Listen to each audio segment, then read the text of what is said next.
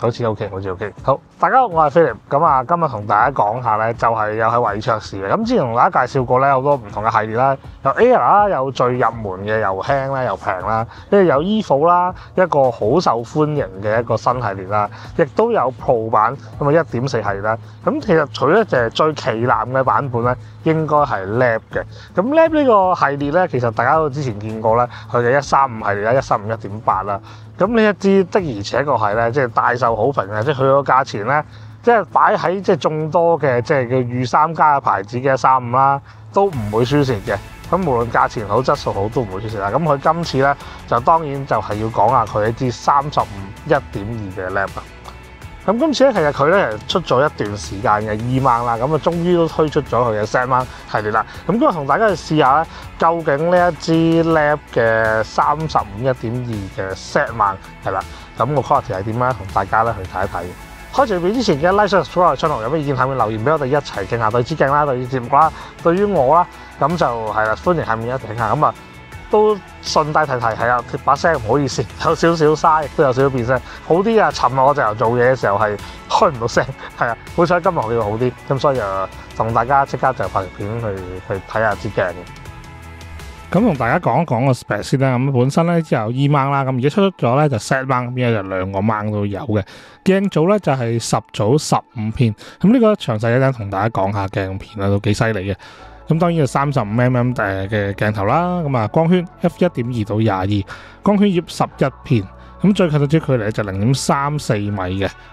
咁摩打亦都遲啲即係會同大家傾下啦，咁啊佢 VCM 摩打都有啲特別嘅。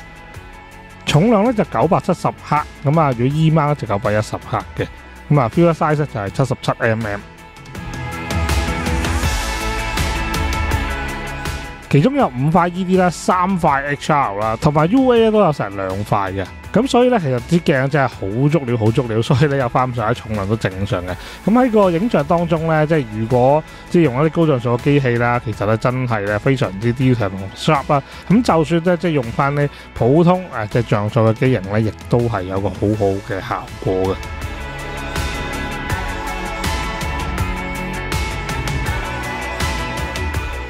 咁鏡身設計咧有2個 function key 啦，有一個 Lab 嘅牌啦，一個 AF/MF 嘅掣，一個 mon 啦，對焦環同埋功能嘅 wing 功能 wing 咧就可以咧就係做嘅光圈啦，咁啊亦都係一個 mon 可以顯示翻出嚟個焦距同埋光圈嘅。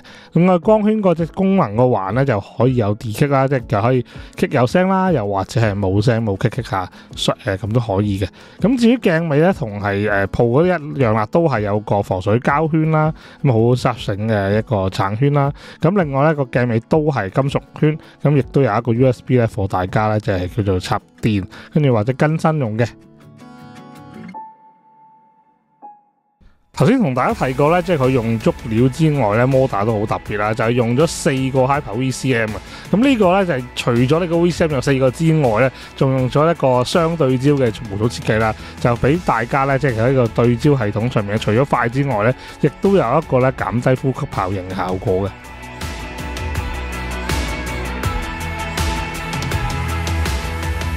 咁另外咧，維卓士咧係有一個 app 啦，大家可以手機就去藍牙連接做更新啦，又或者更改一個 mon 上面一啲資訊啦，又或者你開機咧，其實可以改造一啲相片啦、圖。咁呢個就當然啦，即係大家會見到其他牌子，例如 Nikon 嘅第一代嘅 Z 啦，咁亦都有個 mon 仔，但係就冇俾大家可以咁樣玩法啦。咁其實呢個咧都係維卓士一個咧 Lab 系列嘅特色嚟嘅。咁啊之前咧135嘅時候已經見過啦，咁有啲人就好無聊，整啲好無聊嘅上去啦，咁。大家咧亦都可以咧自己自定呢樣嘢咧，其實都幾好玩嘅。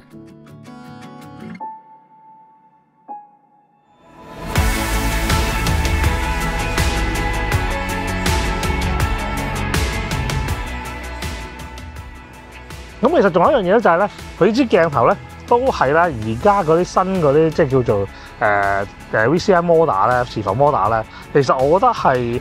佢有聲係正常嘅，即係當然即係喺傳統嚟講，可能一啲大家會擔心啦，即係譬如VR 模組移動啦，譬如 VCM 嘅鏡頭會喐啊，會咁大家會唔會話驚好易壞咧？咁暫時 so far 喺我哋嘅使用中咧 OK 嘅，咁但係你話用到5年10年咁，我都冇得呃你，因為我都冇試用過5年10年咁嘅時間。咁但係相信喺呢個新技術之下，我覺得大家要去接受啲新嘢啦。即係我覺得有新技術咁，我覺得好啲，或者佢大力啲有啲新嘅嘢，咁我覺得要用時間去證明啦。咁啊，你都冇得話又用翻舊㗎啦，舊嘅又話會話俾人話唔更新啦，唔用新嘢啊。咁我自己覺得咧，即係應該要用新嘢。咁受惠於佢光學設計啦，咁其實就算全開1.2都好咧，個飛日光咧都唔係好嚴重嘅。咁啊喺某啲特定嘅角度咧，會出到一個飛日光啦，亦都係咧，如果逆光之下咧，即係某個角度咧，會有少少彩虹光出嚟嘅。咁有啲人就會中意啦，覺得係特色啦。咁當然有啲人就唔中意啦。咁如果唔中意嘅話，就要留意下某啲角度嘅逆光。咁但係都唔係成日出現嘅，都係間中咧好刁鑽嘅角度先有嘅。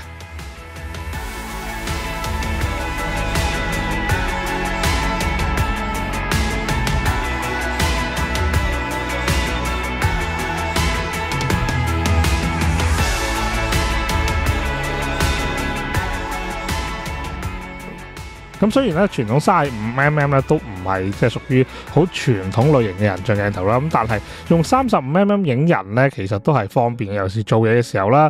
咁我啊中意咧用35mm，如果有需要咧就係 crop 50mm 啦，即係因為佢可以 crop APS-C 嘛，好多機身都可以。咁另外咧就係咧當佢咧係影人嘅時候咧，可以多少少環境啦，咁啊同85有少少唔同。咁就你有啲空間啦，即係可以即係你雖然又可以話85咧，你可以行後啲影嘅，咁多啲空間。但係好多時候即係你即係空間冇位嘅時候咧，咁你35mm就好有用啊！尤其是香港地，你知道即係有啲地方幾窄㗎啦。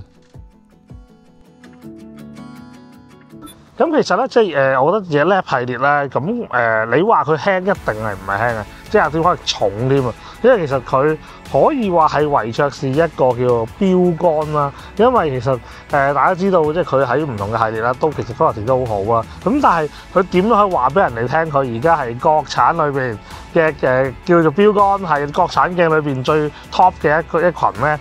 咁就係佢用個 Lab 系列。其實無論係即係可能啲人話佢重啦，話佢大支咧，佢繼續都會出 Lab 系列。即係我自己覺得啦，即係點解咧？其實我自己覺得一間廠佢都會要有一啲旗艦嘅產品，又或者一啲好犀利嘅產品話俾人聽，我係做到嘅。然後佢先就一個好大聲嘅嘢話俾人聽，喂，我做到呢個可能性㗎。不過如果你要選擇其他，咁你要平，你可以 Air。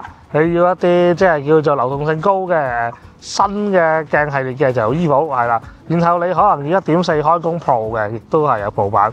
咁然後你真係好似做實驗室咁樣，你會放大嚟聞相，然後你好中意啲睇 detail 嘅，一嚟就睇 detail， 一嚟睇光圈，好數據化嘅，或者追求極致嘅，咁可能就係 Lab 嘅系列啦。即係我自己覺得佢個定位，有啲人會覺得模糊嘅，咁其實喺個商業角度嚟講都算清晰，因為其實每一個鏡頭佢嗰個指向都唔同嘅，即係面對群組都唔同。咁當然啦，即係話如果大家點選擇嘅時候，咁當然即係如果你接受咗個體積重量，咁我自己覺得咧，你買 Lab 係唔會錯嘅，係啦，都買 Pro 嗰啲都唔會錯嘅。咁但係話你話要平要輕，咁當然啦，你可以揀 Air 或者 EVO 啦，即係呢個都係好個人嘅事嚟嘅。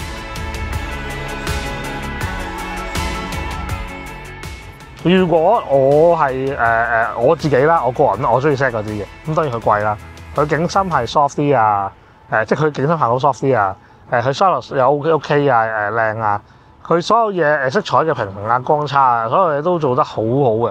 咁但係你話會唔會話同 Lab 嗰支會好直接對撞咧？我自己覺得啊，如果你真係要追求到即係嗰個天花板極致嘅，咁我相信你都唔會諗啊，即係一定係買原廠。但係如果唔係嘅，你話我又想試下1.2，我又想試下而家國產嘅天花板，國產最強嘅去到邊度？咁我相信咧，呢一支鏡都係 OK 啱你嘅。咁所以其實從來因為相機都係一個工具，鏡頭都係工具嚟嘅，即係冇話最好，只有更好，唔係冇話最好，只有啱你用嘅啫，係啦。咁所以揀翻一個啱自己嘅器材，我覺得係 OK 嘅。咁你話即係如果你話直接框咧，有啲人都問我會唔會話兩支去拍一個 review 就係話究竟Nikon嗰支對呢支為實事？我有諗過嘅，但係每次好似做完呢啲對比咧，好似啲勁，即係嗰啲大家嘅意見都好大。咁我都唔知啊，即係我都好耐冇做過呢啲咁樣嘅對比，因為我可能我做我啲對比，咁啲人就話偏心某一邊啦，咁都唔緊要嘅。即係我覺得俾觀眾咪試下去投下票啦。咁大家下邊留言多多留言，睇下究竟你哋想唔想睇下咧 set 嗰支嘅35對上呢一支嘅35。咁但係當然可以老實講嘅，其實都兩個價位唔同嘅鏡嚟，真係唔同嘅鏡嚟嘅。但係當然維卓士呢支，我覺得喺呢個價錢，喺呢個定位，佢係做得好好。相信即係大家都會明白係啦。而家究竟國產會做得幾好？咁其實再講遠多少少，其實大家都知道即之前即係日廠啦，除咗Nikon之外，其實呢個Sigma都出咗支用。我自己都有試過下嗰支嘅，我自己覺得就唔係太大驚喜嘅，即係冇話Z Mount嗰時出嗰陣時咁震撼啦，因為佢景深啊、畫質啊、出嚟立體感啊咁震撼啦。咁其實Sigma出啦，試咗啦，係咯，即係35.1.2咯。咁呢支出其實我都好老實講，好係我預期內嘅嘢嘅，因為呢支鏡我知道Sigma係Sigma個，我知道成維卓士係一定會係好追 sharpness 嘅，因為喺依家呢個年代，大家會銀上啦、睇上，即係買得呢啲鏡啊，或者睇得呢啲鏡，通常都會好注重呢樣嘢。咁所以我自己覺得啊，即係喺佢喺呢方面裏邊冇得輸噶啦，呢支係冇得輸。咁啊，希望大家中意同一個條片啦，希望大家 like、subscribe 個 channel，有乜意見下面留言俾我哋啦。咁其實都係啦，其實個 channel 就過咗10萬訂閱噶啦。咁但係因為即係大家最近知道發生好多事啦，咁遲啲再同大家講下呢個話題啦。咁今日就講咗咁多先啦，我哋睇下支鏡個成長啦，同埋睇下即係大家有乜意見，歡迎下面留言俾我一齊傾下。下一次再同大家試更多新嘅鏡，拜拜。